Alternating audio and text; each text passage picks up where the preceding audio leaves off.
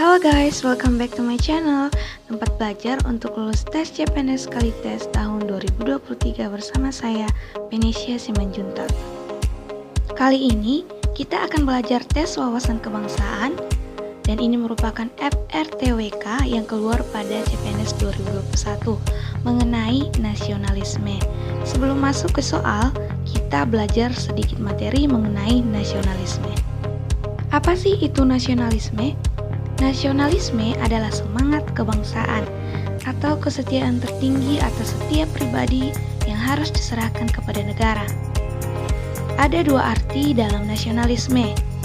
Nah, ini dicatat ya teman-teman karena ini selalu keluar pada tes CPNS. Nasionalisme arti sempit, cinta kepada bangsa yang sangat berlebihan atau lebih sering disebut dengan chauvinisme. Sedangkan nasionalisme arti luas, cinta kepada bangsa tetapi tidak merendahkan bangsa lain. Dan ini merupakan hal yang positif. Beberapa bentuk dari semangat kebangsaan itu meliputi yang pertama nasionalisme kewarganegaraan, di mana negara memperoleh kebenaran politik dari penyertaan aktif rakyatnya. Kemudian nasionalisme etnis, memperoleh kebenaran politik dari budaya asal atau etnis sebuah masyarakat. Yang ketiga itu nasionalisme romantik, negara memperoleh kebenaran politik secara semula jadi organik hasil dari bangsa atau ras. Yang keempat nasionalisme kenegaraan, yaitu mengatasi hak universal dan kebebasan.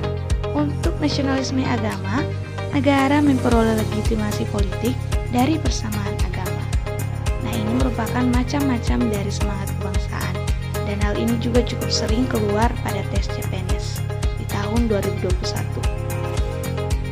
Wujud sikap nasionalisme di rumah dan sekolah seperti membantu orang tua, mendengarkan nasihat orang tua, menjaga nama baik keluarga, menghormati dan menghargai orang tua, dan di sekolah melaksanakan tata tertib sekolah, mengikuti upacara bendera dengan baik, dan menghormati guru merupakan wujud sikap nasionalisme.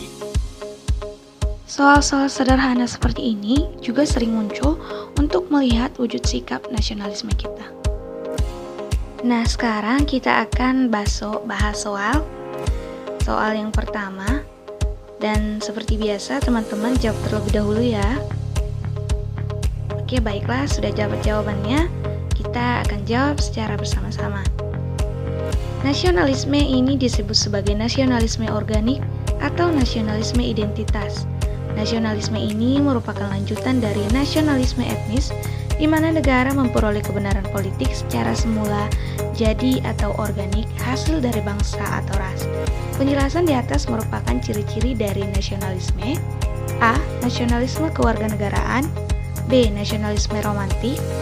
C. Nasionalisme budaya. D. Nasionalisme kenegaraan.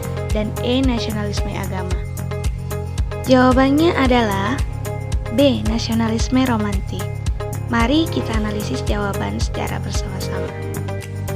Nasionalisme romantik disebut juga dengan nasionalisme organik, nasionalisme identitas. Jangan lupa kata kuncinya ya teman-teman.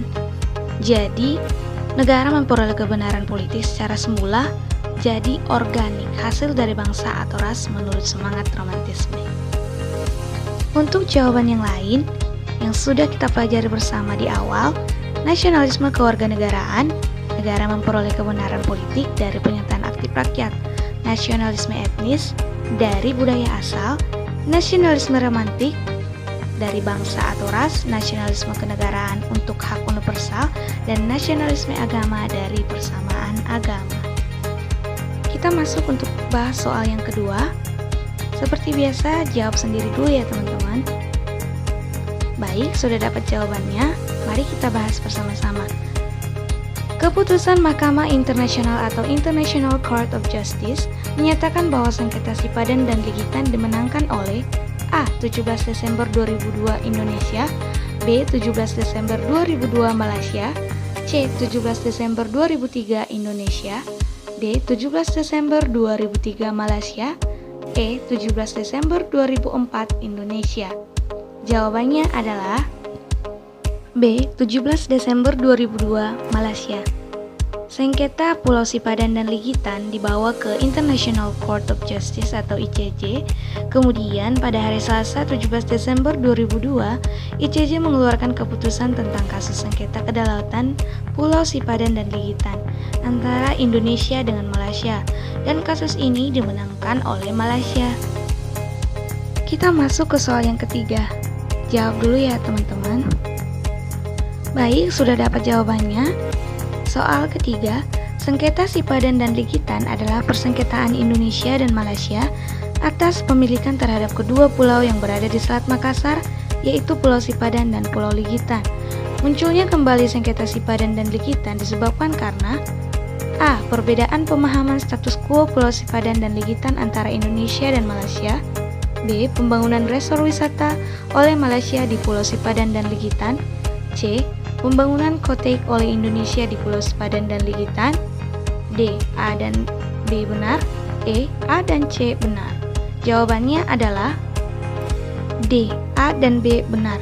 Perbedaan pemahaman status quo Pulau Sipadan dan Ligitan antara Indonesia dan Malaysia, dan juga pembangunan resor wisata oleh Malaysia di Pulau Sipadan dan Ligitan. Kita masuk ke soal yang keempat. Jawab dulu ya teman-teman. Baik, sudah dapat jawabannya. Soal keempat, rasa cinta kepada tanah air atau bangsa yang berlebihan dan merendahkan bangsa lain disebut dengan A. Nasionalisme, B. Animisme, C. Chauvinisme, D. Sukuisme, dan E. Primordialisme. Jawabannya adalah C. Chauvinisme. Mari kita jawab bersama. Seperti yang saya infokan tadi bahwa istilah-istilah seperti ini sering muncul dalam tes CPNS. Chauvinisme, cinta kepada bangsa yang berlebihan dan merendahkan bangsa lain. Nasionalisme dalam arti sempit. Kita masuk ke soal yang kelima. Sudah dapat jawabannya teman-teman? Baik, kita bahas bersama.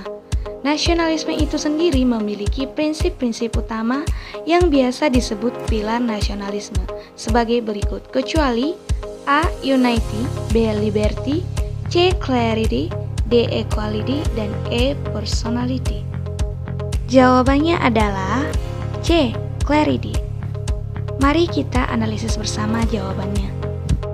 Nasionalisme memiliki 5 prinsip utama, yaitu Unity, menjamin kesatuan dan persatuan bangsa. Liberty, menjamin kebebasan individu ataupun kelompok. Equality, menjamin adanya kesamaan bagi setiap individu. Personality, menjamin terwujudnya kepribadian. Dan performance atau prestasi, keunggulan bagi masa depan bangsa. Kita masuk kembali ke soal yang keenam. Seperti biasa, teman-teman jawab dulu. Baik, sekarang kita bahas bersama. Semangat kebangsaan pada diri bangsa Indonesia dicerminkan dalam Pancasila A. Pertama, B. Kedua, C. Ketiga, D. Keempat, dan E. Kelima. Jawabannya adalah C. Sila ketiga. Sila ketiga Persatuan Indonesia mengekspresikan persatuan dalam keragaman sekaligus keragaman dalam persatuan, yang dalam slogan negara kita dinyatakan dengan semboyan Bhinneka Tunggal Ika, berbeda-beda tapi tetap satu jua. Terkait arti-arti dari sila, dipelajari kembali ya teman-teman, karena soal seperti ini juga banyak sekali keluar pada tes CPNS tahun 2021. Kita masuk ke soal yang ketujuh, teman-teman jawab terlebih dahulu. Baik, kita bahas bersama. Nasionalisme adalah paham kebangsaan yang meletakkan kesetiaan tertinggi individu terhadap bangsa dan tanah airnya. Menurut Mascure tahun 2011, nasionalisme memiliki beberapa prinsip seperti berikut, kecuali A. Prinsip kebersamaan, B. Prinsip persatuan, C. Prinsip kesatuan, D. Prinsip demokrasi, dan E. Prinsip ketaatan hukum nasional. Jawabannya adalah E. Prinsip ketaatan hukum nasional. Mari kita analisis jawabannya. Jadi menurut Mascure, prinsip-prinsip nasionalisme itu ada 3. Prinsip persatuan dan kesatuan, prinsip kebersamaan, dan prinsip demokrasi. Kita masuk ke soal yang terakhir, soal nomor 8. Jawab dulu ya teman-teman. Baik, mari kita bahas bersama. Kebangkitan nasional adalah masa bangkitnya rasa serta semangat persatuan dan kesatuan. Kebangkitan nasional itu didorong oleh adanya faktor baik dari dalam maupun dari luar. Salah satunya yaitu A. Timbulnya gerakan Mesir modern yang membawa perubahan. B. Pengaruh terbitnya buku Max Havelaar. C. Kemenangan Jepang atas Rusia dalam Perang tahun 1905. D. Munculnya gerakan non-blok. Dan E. Akibat pelaksanaan politik etis. Jawabannya adalah C. Kemenangan Jepang atas Rusia dalam Perang tahun 1905. Kebangkitan nasional Indonesia didorong oleh beberapa faktor baik dari dalam maupun luar negeri, yaitu 1. Makin banyak orang Indonesia yang terpelajar. 2. Penderitaan rakyat Indonesia yang memuncak sebagai akibat penjajahan Belanda. 3. Makin meningkatnya semangat ingin merdeka. Dan yang keempat, kemenangan Jepang atas Rusia dalam Perang tahun 1905. Nah teman-teman, sekian dulu untuk hari ini. Sampai jumpa di pertemuan selanjutnya. Terima kasih, selamat menyaksikan, dan jangan lupa untuk like, comment, dan subscribe untuk channel ini agar terus berkembang.